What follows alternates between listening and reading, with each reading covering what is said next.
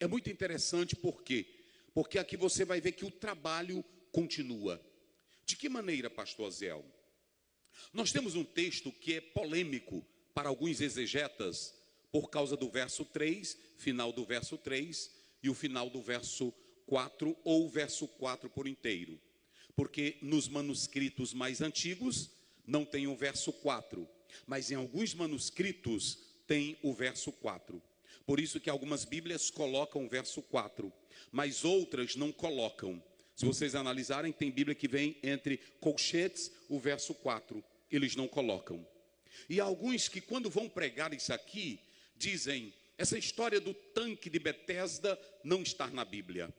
A maioria dos grandes gramáticos, exegetas e críticos, em especial da crítica bíblica, procuram negar essa história. Mas deixe antes de eu entrar no texto, porque você não vai entender. O texto, o trabalho continua, se você não atentar para o contexto histórico disso aqui. Em primeiro lugar, se nós analisarmos essa passagem bíblica da cura desse paralítico, aqui nós temos uma tradição. Digam comigo, uma tradição. O tanque existe. Em 1888, pelos arqueólogos, foi encontrado um local de um tanque com alpendres, conforme registra o Evangelho de João. Geograficamente, arqueologicamente, o tanque existiu. Agora, o problema é quanto ao evento e quanto também ao movimento do anjo descer e movimentar as águas. A maioria dos teólogos vão dizer, lenda. Vamos colocar essa questão da lenda aqui em pauta. Se é uma lenda, por que a Bíblia colocou essa história? Ou por que no cânon se deixou que essa história entrasse em cena? Alguns dizem, eu não prego isso porque não está na Bíblia. Ah, isso aqui é uma lenda. Mas por que deixaram entrar no cânon, se eu também creio que a inspiração da Bíblia preservava esse detalhe? Deixa eu dizer uma coisa. Se vocês analisarem, quem é que vai para o tanque? Um homem paralítico. Quem vai para o tanque? Judeus também. Nós temos dois grupos de pessoas. Nós temos pessoas comuns e nós temos judeus que tinham a lei, a Torá e vão para o tanque esperar o movimento. A lenda diz que um anjo descia e movimentava as águas. Outros dizem que as águas eram intermitentes e curavam, elas borbulhavam em um certo período, ou no ano novo, e descia o anjo, movimentava a água, e quem primeiro fosse colocado era curado. Há muitas distorções nesta lenda, mas por que a Bíblia deixou ela aqui? Por que o Evangelho de João fez questão de mostrar isso aqui? E por que essa história ela tem que estar aqui nesse lugar? Escutem bem. Se vocês pegarem o anterior, a Bíblia diz que o Senhor diz, manda uma palavra e o meu criado sarará. Mas aqui, esse homem não está pedindo cura para Jesus, esse homem não fala com Jesus, esse homem não pede nada para Jesus. E por que essa lenda que alguns dizem tem que estar aqui? Por algumas razões. Se os judeus que conheciam a Torá, muitos deles se valiam disso, e o próprio templo de Esculápio, que diziam que as pessoas iam para buscar saúde, estavam lá também. Ou seja, sabe por que a Bíblia registra? Judeus precisam de cura, judeu precisa de livramento, judeu precisa de saúde. O pobre precisa de saúde, o gentil precisa de saúde, o americano precisa de saúde, o africano precisa de saúde, o hinduísta precisa de saúde, o feiticeiro precisa de saúde.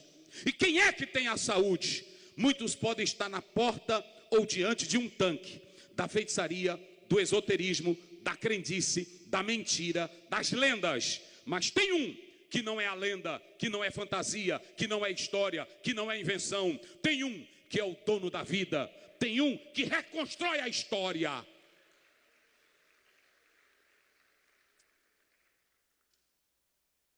Quantos anos esse homem estava lá, à beira do tanque, que era colocado lá, que o texto diz?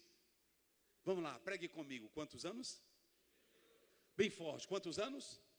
38. E escute bem. Era uma lenda? Era. Esse tanque, ele não tinha muita esperança, porque era na sorte. Uns recebiam, outros não. Mas quando Jesus chega, de longe ele vê um homem doente, aleijado. Quantos anos ele estava ali? Vamos lá, bem forte, só quem tem boca. 38 anos. Por que o texto fala que ele era aleijado? Vamos lá, aqui vai começar a recriação. Escute o mistério do negócio. Aqui vai começar a recriação.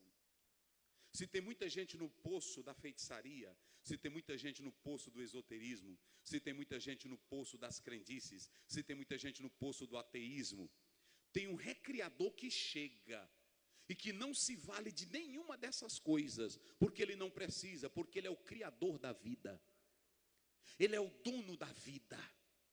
E ele chega e dentre muitos que estavam lá, ele olha para um, não era sorte, não era predeterminado, ele olha para um. Por que ele olhou para aquele homem? Ele chegou para o homem e disse da seguinte maneira: tu queres ser curado? Tu queres ser curado? Ora, se ele estava lá, era uma pergunta incabível para Jesus. Mas tem gente que se vale da sua miséria. Tem gente que gosta de contar miséria.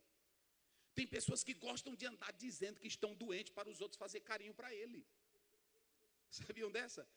Tem gente que já chega na igreja dizendo assim: irmão, como foi? Oh, irmão, não dormi nada. Vocês já viram isso? Eu estou acabado.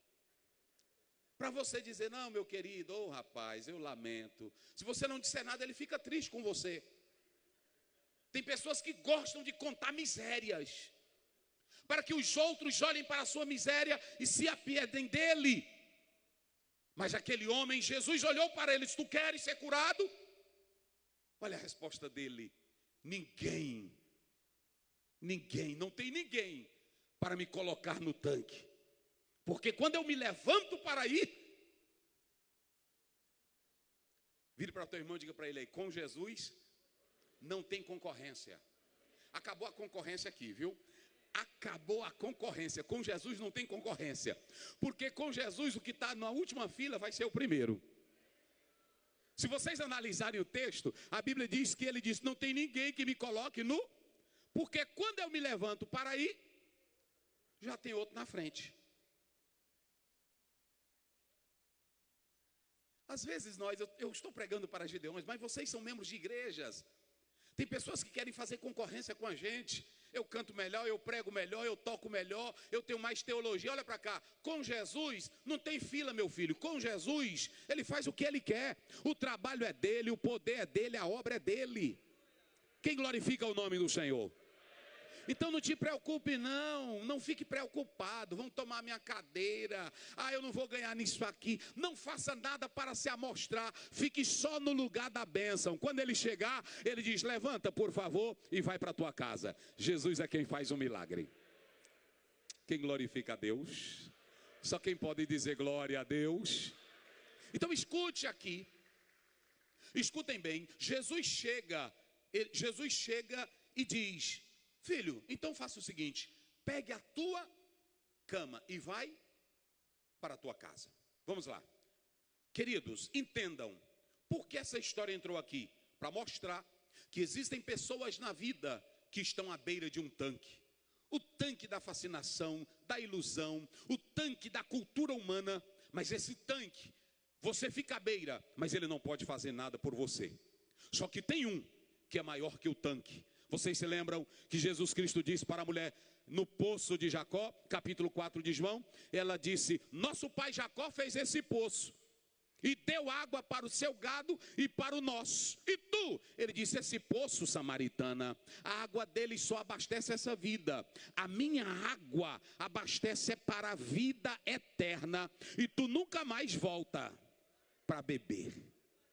Me dá desta água.